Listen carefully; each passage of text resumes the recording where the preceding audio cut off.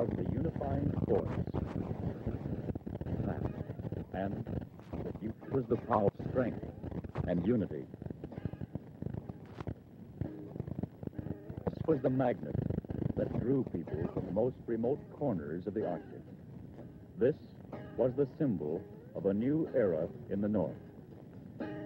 This was the first Arctic Winter Games.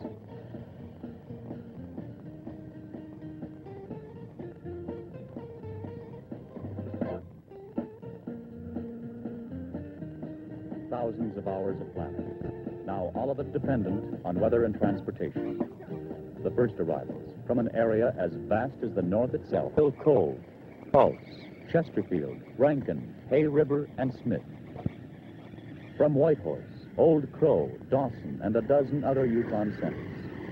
This is what the world knew as the bleak, cold, unfriendly North? Maybe in the past. Now it's the colorful, warm, exuberant North. Hundreds greet each arrival. And from 4,000 miles away in Ottawa, the Minister of National Health and Welfare, John Munro, joins the wave of enthusiasm, comradeship, and excitement.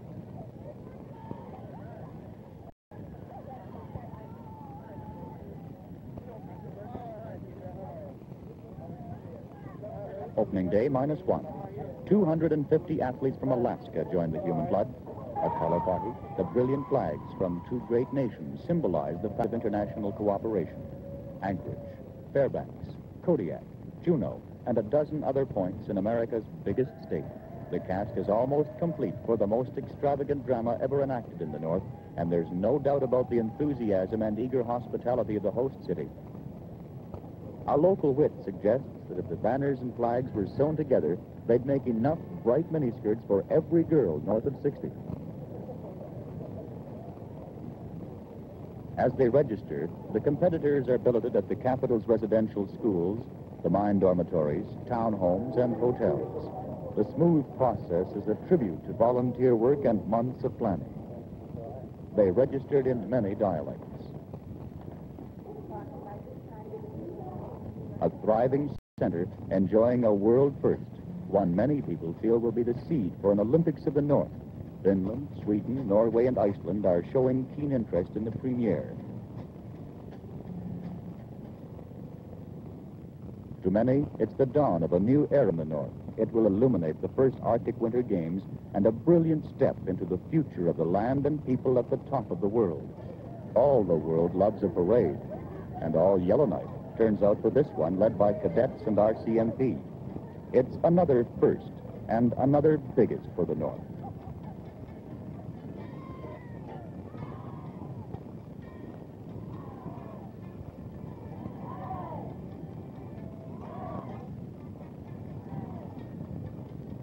The local population has jumped from just over 6,000 to almost 7,500 for the event.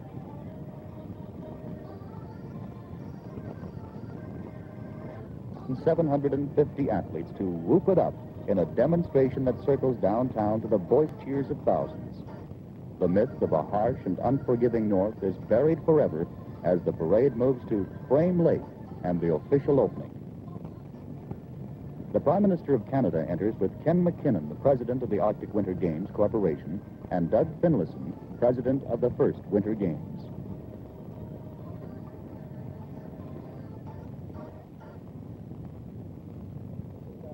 Speeches and greetings by Abe Uthvik and the chief of the Lushu tribe from Fort McPherson, John Tilichi, represent all the peoples of the North. Gaiety and goodwill. It's a spirit that will prevail for the entire Games. Excitement builds in perfect weather that will last through the week. Where it took them every ounce of courage and energy to survive. And this is only one example of the way in which the North has progressed in the past century. The same qualities, though, that were required then are still required today. And the people who built the North then and the people who are building it today need the same qualities of courage and determination and resourcefulness as was then required if the future is to belong to us. A new awareness comes over the throng as the torches of athletes from Alaska, the Yukon, and the Northwest Territories are prepared for their history-making task. It's a feeling just referred to by the Commissioner of the Northwest Territories, Stuart Hodgson, and other key speakers at the opening.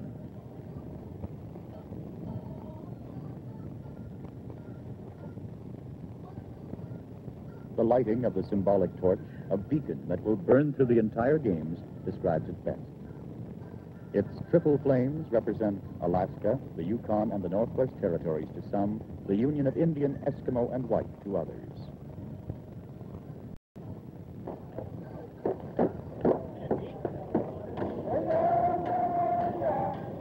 The dawn of a new era doesn't mean the loss of an old one. From Inuvik, Aklavik, and Tuktoyaktuk, a team of drummers and dancers demonstrates a beat that has outlasted the jive, the twist, the samba, and the Charleston by a mere few thousand years. The dancers themselves have outlasted most of their southern counterparts by a few years. Felix Noyaviuk is youngest at a sprightly 53. And there's nobody around who can deny Tommy Kalinik's claim of 83 winters in the Arctic. What difference can age make, anyhow, when you're having so much fun, pleasing hundreds of spectators and preserving for all time a tradition that might have died without the games?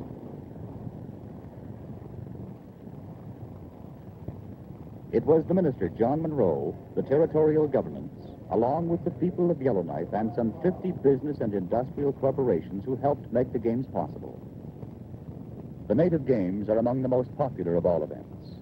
They are a challenge to the individual, a man's test of himself rather than a contest for points or prizes. Among them, this test of coordination and conditioning. Mickey Gordon and Charlie Kasuk of Inuvik continue to get a kick out of this game at a height well over 6 feet, right on target from a standing start. Mickey's leap of 6 feet 8 inches wins it. Can there be any doubt about the effort involved in this event? One of the many activities and varieties of tug-of-war played in the North, and it demonstrates two characteristics of the Eskimo native games. Survival has dictated the importance of strength and determination. The dimensions of an igloo have dictated that they be tested in a small area.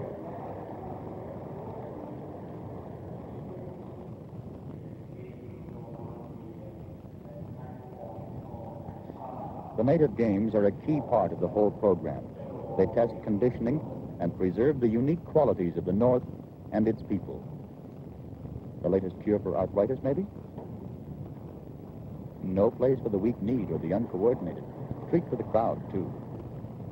You may think you're in condition if you can bend forward and touch the ground. Then maybe you should try to do it backwards. As the hands near the end of the stick, the contestant's body bends almost double. It's not the sort of thing the average fellow would want to try for fun, but it's something well worth having a picture of. For the few who feel native games aren't really a test of athletic ability, a challenge to try this one should end the conversation. Sure gets the kinks out of your spine.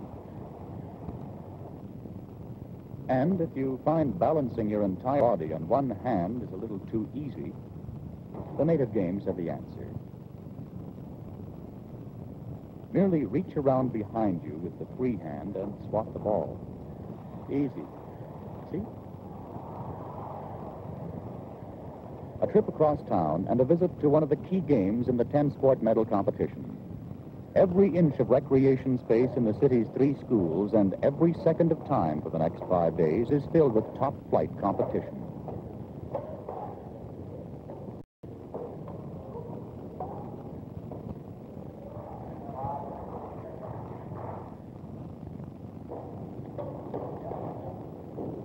There's no quarrel about the caliber of competition here.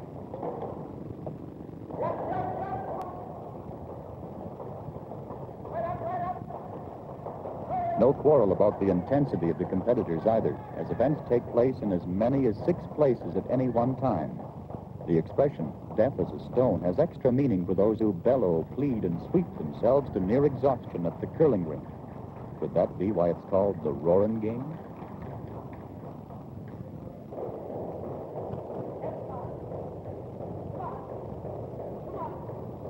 One of Canada's best curlers, Al Dalmadge of Yellowknife, is a keen spectator at this game. He later came through to skip his own rink to victory and a gold medal in the men's event.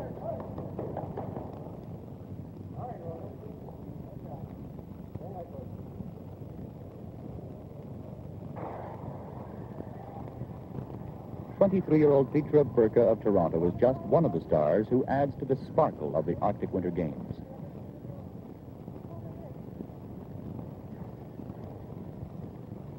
A world champion in 1966, Miss Burka is also a holder of the award presented to Canada's Athlete of the Year.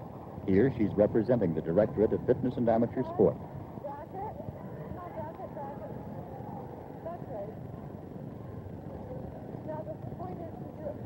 For the North's future figure skating stars, a true world champion to help with judging and instruction.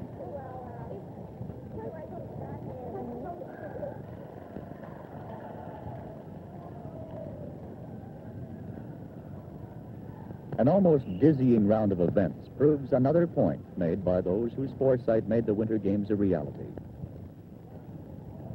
Major competition is leading to top coaching and training methods for northern athletes. The Games also provide high-caliber officiating and a new level of appreciation of all major sports. Attendance at all sports far exceeds the most optimistic predictions of the organizers. The biggest crowd pleaser of them all.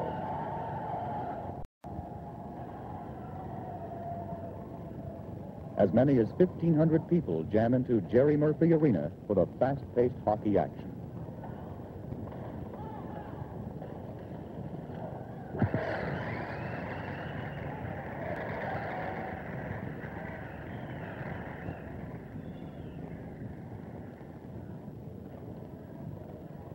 The Games at all age levels feature action that is both furious and classy.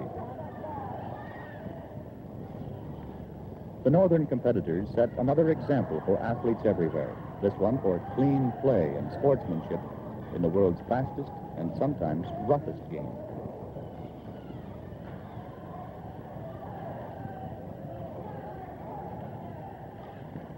They prove, too, that this type of hockey can excite spectators and provide end-to-end action. The rink vibrates with cheers throughout the week. And the building almost explodes with cheers each time a local marksman finds the goal.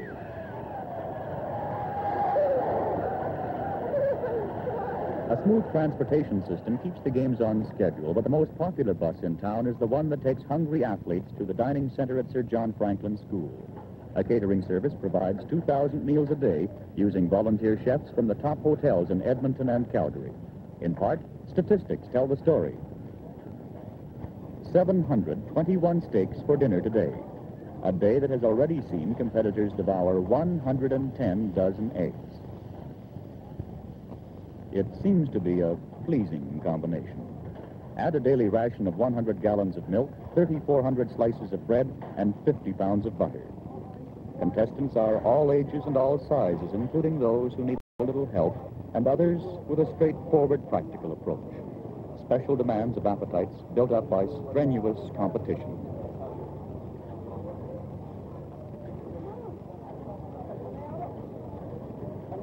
A special tribute to the comradeship, understanding, and lasting friendships created by the Games. None of it would have happened without the detailed planning of hundreds of key workers. This committee is dealing with a key aspect of the Games, the cultural contribution through native events and crafts. It's only one of many efficient groups under the able leadership of Weston McAleer, General Manager of the Arctic Winter Games Corporation.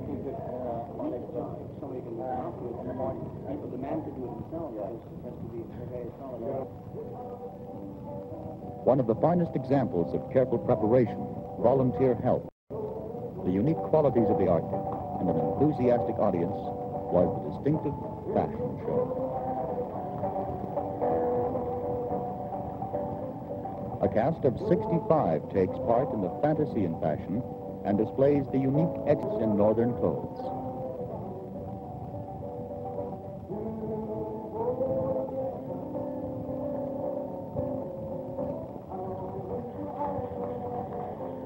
Music by the Tundraful, home fresh from a successful tour of the South and playing here to a packed auditorium.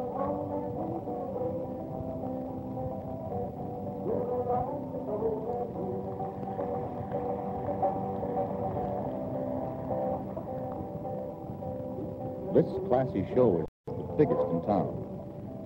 But it's only one of half a dozen spots that keep the territory's capital swinging with live entertainment for apparently tireless crowds each night. There's little rest for anyone, young or old, this week. Nobody wants to miss anything. Artistry, patience, and total concentration. Native qualities prized over countless generations. Each morning they add still another facet to a week in which the only regret of the visitor is lack of time to see it all. A showcase for all the North, made possible by the world's first international games and exhibition north of 60. Fashions created by hands that know a frozen sled whip and a killer harpoon equally with the artist's instruments. This is Jimmy Hickok of Coppermine, a man whose carvings are in huge demand by collectors. Another unique example of the Arctic. The symbols of a proud, sparkling, and fast-growing North are everywhere on Games Week. Happy crowds keep the whole community bustling. Testimony to another aspect of beauty and to bright, warm weather that continues through the week. Temperatures touch 20 above and youthful spirits bubble higher with the thermometer. Downtown, another parade and the apparently inexhaustible energy of youth. Brilliant, detailed northern fashions continue to amaze the hundreds of visitors from the south. And the cheerfulness is contagious.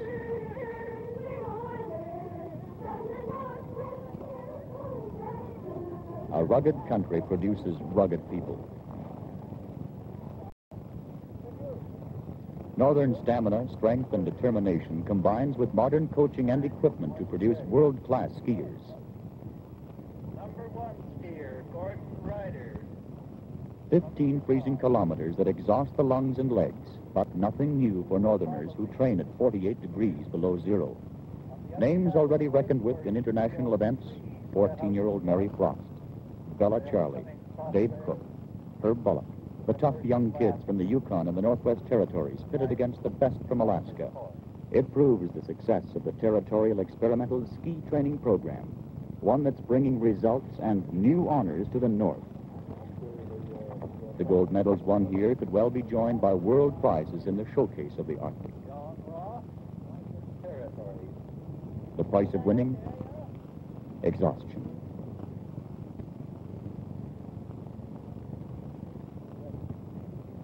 Skiing is a skill only recently introduced to the North on a competitive basis. Shooting is one that has meant survival in the Arctic for its generation. The marksmanship of those who won prizes on the range is unquestioned, as they demonstrate. But even the winners concede that the man who hunts to eat does it best. They know the value of marksmanship, too. A miss with a harpoon here is a laughing matter. The target is a bag full of snow. But back home at Whale Cove or Coral Harbor or Repulse, the target is this week's dinner, and a miss can mean starvation. Well, there's no meat on this one anyhow. Nearly all the native games have a practical background, and all use the natural products of the Arctic. The skin that holds a caribou together has a great many uses when removed from the animal and put to work or play by the Eskimo. A blanket toss, for instance, to see just how high he'll go. That's how high. The best seat in the house is that of John Franklin Kaler, a plump and healthy 2-year-old resident of Contueto Lake. He and some of the other young spectators snap to attention at the crack of a whip that can take off the tip of a troublesome sled dog's ear at 30 feet.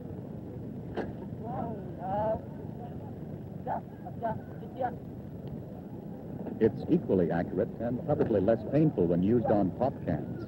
Again, a talent bred for survival becomes a popular feature of the friendly competition of the first Arctic Winter Game. If you did the same setting up exercises as Bruce Mickatuck of Coral Harbor, you too could forget you're a grandfather almost 50 years old. Pictures by amateurs and professionals alike will show the game story to the world. Jonah Kelly, the broadcast voice of the North, is only one of almost 80 reporters who will tell the story. Results of each event in the games are rushed to headquarters where they are checked and listed instantly.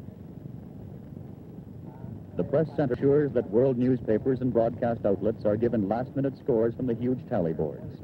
In Yellowknife, the only daily newspaper in the Arctic, the Ulu News, its circulation 5,000.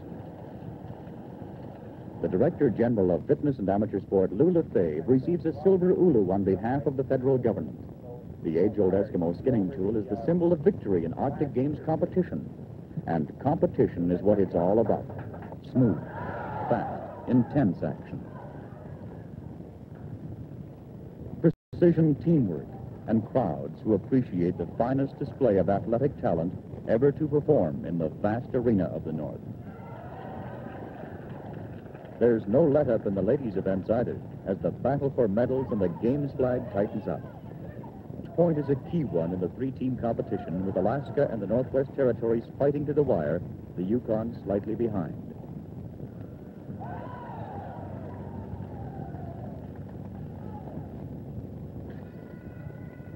Features of each night's boxing card are furious action and huge crowds. Any lack of polish is made up for by intensity.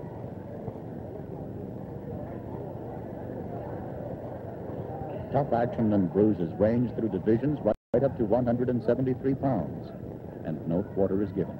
Even the 65-pounders prove that winning desire has nothing to do with size.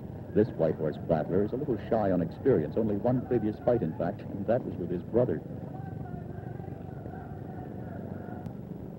A full-fledged champ with a decision, applause, and a gold ulu to prove it. The medal presentations to the best in the Arctic. Cherished medals, won after exhausting competition.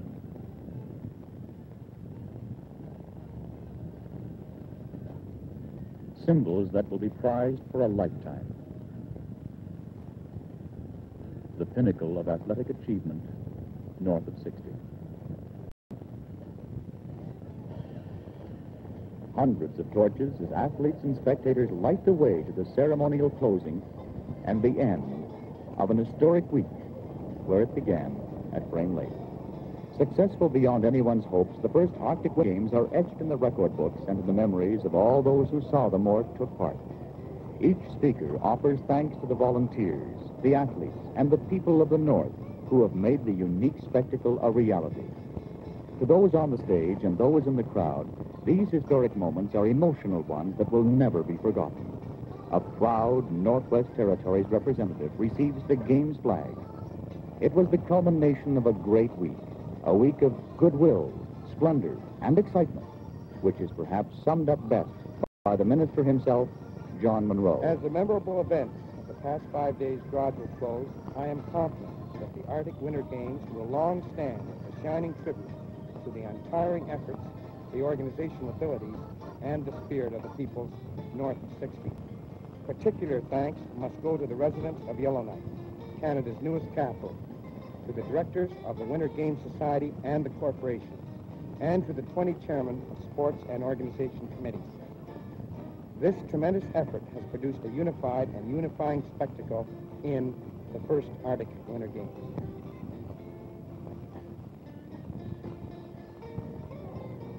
Ladies and gentlemen, with the extinguishing of the torch for the first Arctic Winter Games, I declare these games now officially closed. God bless you all.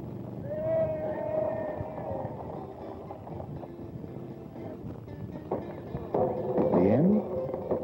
No. The symbol of a beginning.